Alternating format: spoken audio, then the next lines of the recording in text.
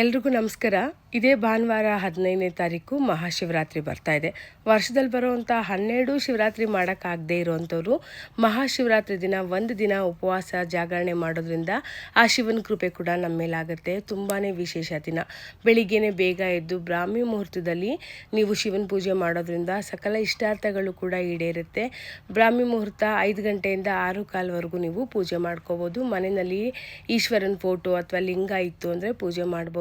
ಲಿಂಗ ಇತ್ತು ಅಂದರೆ ಪಂಚಾಮೃತ ಅಭಿಷೇಕ ಮಾಡಿ ಪೂಜೆ ಮಾಡ್ಕೋಬೋದು. ಶಿವನ ಪೂಜೆ ಆರಂಭ ಮಾಡೋಕ್ಕೂ ಮೊದಲು ಮನೆ ದೇವ್ರಿಗೆ ಪೂಜೆ ಮಾಡಿಕೊಂಡು ಅದಾದ ನಂತರ ಗಣೇಶನಿಗೆ ಮೊದಲನೇ ಪೂಜೆ ಮಾಡಿ ಶಿವನಿಗೆ ಪೂಜೆನ ಆರಂಭ ಮಾಡಿ ಶಿವನಿಗೆ ಅತ್ಯಂತ ಪ್ರಿಯವಾಗಿರುವಂಥ ತುಂಬೆ ಹೂವು, ಶಂಖಪುಷ್ಪ ಹೂವು, ಬಿಲ್ವಪತ್ರೆ ಇದನ್ನೆಲ್ಲ ಇಟ್ಟು ಪೂಜೆ ಮಾಡಿ. ಹಾಗೆ ಮಹಾಶಿವರಾತ್ರಿ ದಿನ ಶಿವನಿಗೆ ಅತ್ಯಂತ ಪ್ರಿಯವಾಗಿರುವಂಥ ತೆಂಗಿನಕಾಯಿ ದೀಪಾರಾಧನೆ ಮಾಡಿದ್ರೆ ತುಂಬಾ ಒಳ್ಳೆಯದು. ತೆಂಗಿನಕಾಯಿ ದೀಪಾರಾಧನೆ ಮಾಡೋದ್ರಿಂದ ಮನೆಗೆ ಅಷ್ಟೈಶ್ವರ್ಯ ಪ್ರಾಪ್ತಿಯಾಗತ್ತೆ, ಮನೆ ಕಷ್ಟಗಳು ದೂರ ಆಗುತ್ತೆ, ಕೆಲಸ ಕಾರ್ಯದಲ್ಲಿ ಯಶಸ್ಸು ಸಿಗುತ್ತೆ, ಶಿವನ ಕೃಪೆ ಕೂಡ ಮನೆ ಮೇಲೆ ಆಗುತ್ತೆ.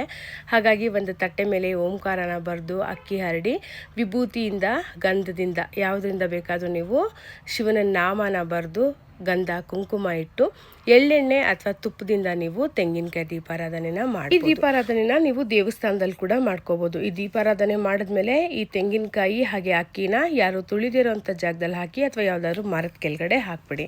ಹಾಗೆ ಮನೆಯಲ್ಲಿ ಬೆಳಿಗ್ಗೆ ಪೂಜೆ ಮಾಡೋಕ್ಕಾಗಲಿಲ್ಲ ಅನ್ನೋವಂಥವ್ರು ಸಂಜೆ ಮಾಡ್ಬೋದು. ಗೋಧೂಳಿ ಸಮಯದಲ್ಲಿ ತುಂಬಾ ಒಳ್ಳೆಯದು.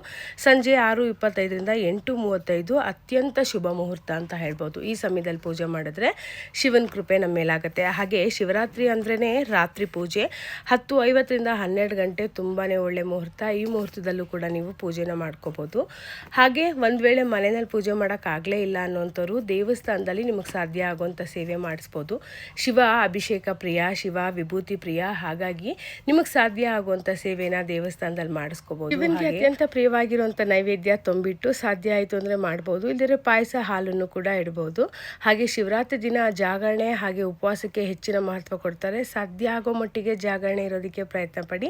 ಹಾಗೆ ಉಪವಾಸ ಅಂದರೆ ನಿರಾಹಾರ ಉಪವಾಸ ಅಲ್ಲ, ಹಾಲು ಹಣ್ಣನ್ನು ಸ್ವೀಕರಿಸ್ಬೋದು. ಆರೋಗ್ಯ ಸಮಸ್ಯೆ ಇರುವಂಥವ್ರು ಉಪವಾಸನ ಮಾಡಬೇಡಿ. ಹಾಲು ಹಣ್ಣು ಸ್ವೀಕರಿಸಿ ಅಥವಾ ತುಂಬ ಹಸಿವಾಗ್ತಿದೆ ಅಂದರೆ ಅವಲಕ್ಕಿ ಪಂಚಕಜ್ಜಾಯನೂ ಕೂಡ ತಗೋಬೋದು. ಪಾರಣೆ ಸೋಮವಾರ ಬೆಳಿಗ್ಗೆ 6 ಗಂಟೆ ನಂತರ ಶಿವಪೂಜೆ ಮಾಡಿ ದೇವರಿಗೂ ನೈವೇದ್ಯ ಮಾಡಿ ನೀವು ಕೂಡ ಪ್ರಸಾದನ ಸ್ವೀಕರಿಸ್ಬೋದು.